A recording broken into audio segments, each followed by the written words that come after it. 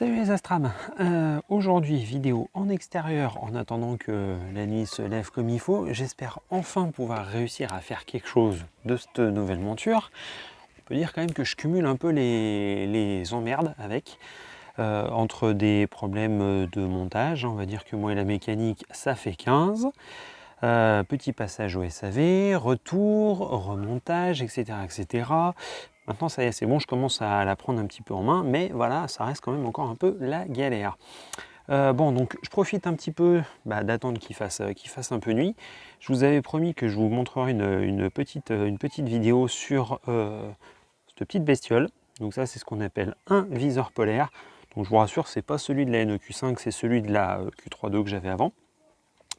Donc voilà, allez, c'est parti.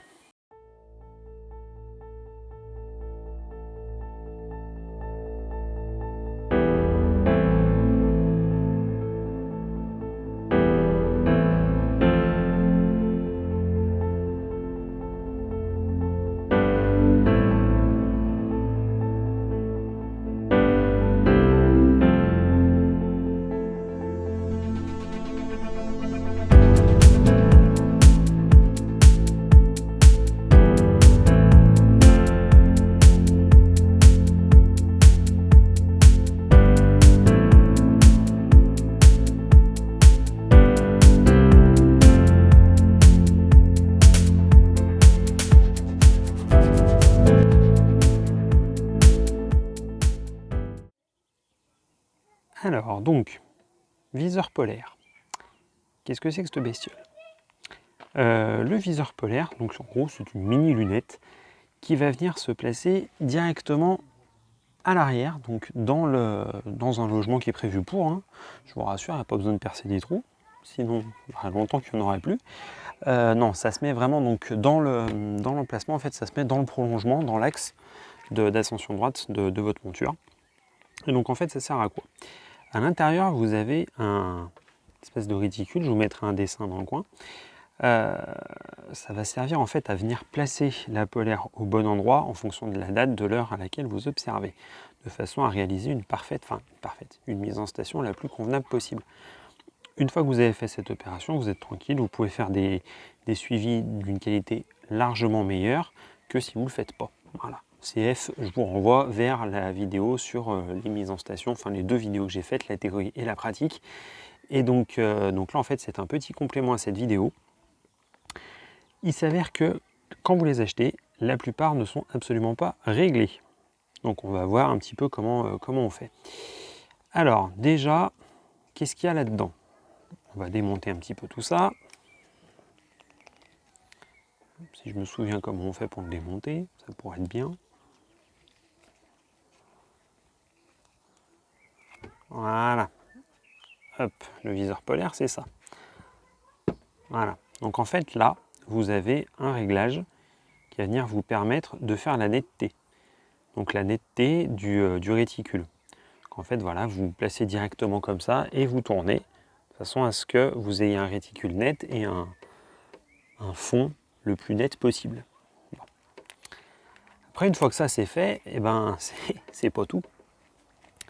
Comme on peut le voir, hein, je vous montre en plus gros plan, vous avez une vis, deux vis, trois vis. Ces trois vis, c'est comme quand vous faites n'importe quel réglage sur un télescope, le parallélisme et compagnie, et ben voilà, faut tout régler. Alors là, comment qu'on fait? Comment qu'on fait? C'est pas très compliqué. Ça nécessite juste d'être un petit peu précis, de prendre son temps, et généralement ça se passe relativement bien. Enfin, moi je sais que j'ai pas trop galéré à le faire les quelques fois où j'ai besoin de le faire.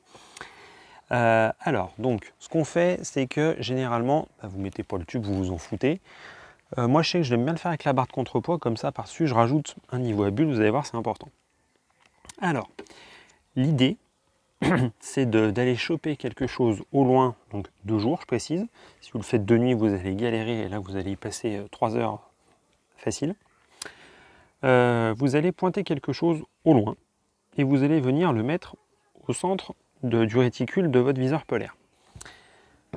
Donc à supposer par exemple, vous avez fait ça avec la barre de contrepoids côté droit. Voilà, donc bien à plat côté droit. Et là, ce que vous faites, c'est que vous desserrez le vis d'ascension droite la vis d'ascension droite, le vis, non mais je vais pas bien moi, hein. Les jours fériés ça ne me réussit pas. Hein. Donc après, une fois que vous avez fait ça, vous faites faire un demi-tour à votre monture.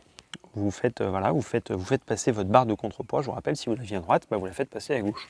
Si vous l'aviez en haut, vous la faites passer en bas, etc. etc. Enfin, en fonction de votre monture.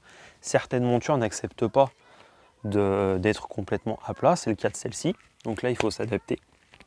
D'autres, comme les Star Adventurer et peut-être la 35, je ne suis pas sûr qu'elle accepte de se mettre complètement à plat. Celle-ci, en fait, vous ne pouvez pas vous mettre une déclinaison de 0. Pas possible. Elle n'aime pas. Donc, une latitude 0. Elle n'aime pas. Donc, vous vous placez comme vous pouvez. Hein, voilà.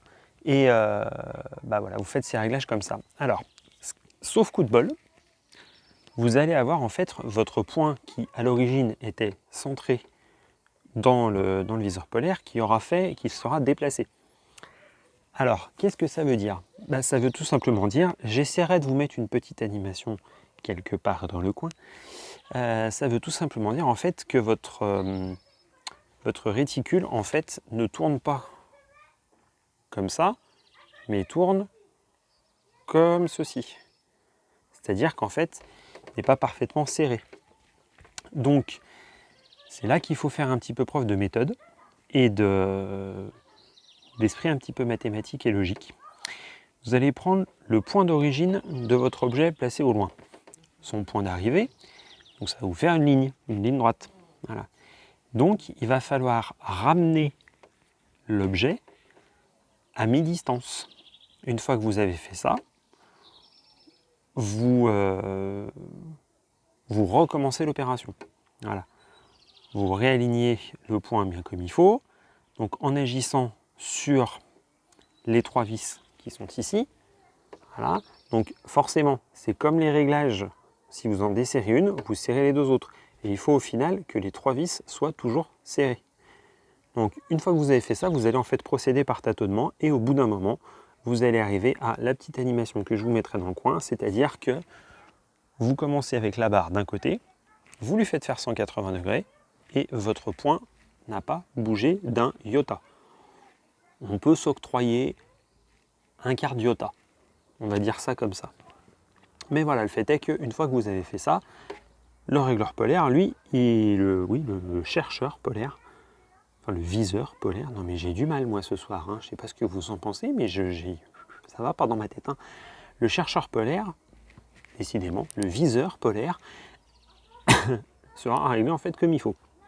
Donc à partir de ce moment-là, en fait, vous n'avez plus du tout besoin d'y toucher. Juste après, voilà, faire votre mise en station comme vous faites d'habitude avec les petites techniques que je vous ai montrées. Quoi qu'il en soit, ces petites choses-là, c'est quand même vachement pratique. Comment vous dire? Moi, je sais que quand j'ai commencé avec le Q32, j'avais ça. Le GoTo, ça n'existait pas, comme vous le savez.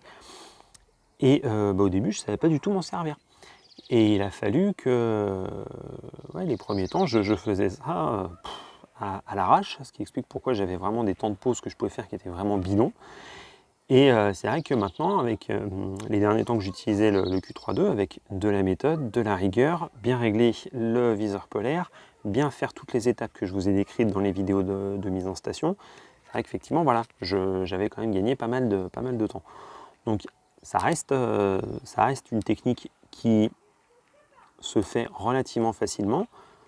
C'est une méthode un petit peu à l'ancienne maintenant quand on voit l'évolution des technologies avec les raquettes de commande qui vous permettent justement de faire les mises en station, les systèmes GoTo, les alignements polaires sans étoiles que propose par exemple Nina. Je pense qu'APT doit le proposer. Ouais, ça se trouve, oui, la plupart des logiciels doivent le proposer, il n'y a pas de problème. Mais voilà, le fait est que ça reste une technique qui est fiable. La précision est quand même assez bonne. Hein, voilà, j'obtenais quand même de bons résultats. Je sais que hier soir, j'ai fait des tests, donc j'utilise toujours cette technique et je la complète avec un alignement polaire avec la raquette SynScan.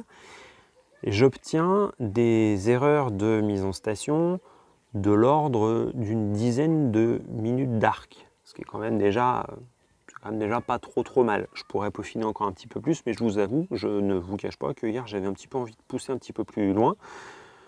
Bon, j'ai rencontré d'autres petits problèmes, donc j'ai dû m'arrêter là. C'est pour ça que je retente ma chance ce soir. Donc voilà, écoutez, j'espère que cette vidéo aura pu vous être instructive, du moins je l'espère. Si jamais il y a quoi que ce soit que j'aurais oublié ou vous voulez un petit peu plus de renseignements, n'hésitez pas, vous me posez la question dans le descriptif en dessous, ou alors vous n'hésitez pas, vous venez directement sur la page Facebook de la chaîne, donc Galaxy Astro, vous tapez ça dans le moteur de recherche Google, vous trouverez. De toute façon, on n'est pas beaucoup, si jamais il y a quoi que ce soit qui passe, ne vous inquiétez pas, je vais le voir. Donc voilà. Et bien écoutez, moi je vous laisse là, je vous dis à ciao les Astrams, on se retrouve plus tard, peut-être si le temps le permet et que tout se passe bien, peut-être pour une vidéo sur un premier truc que je vais réussir à voir. On croise les doigts et puis moi je vous dis plus tard. Ciao.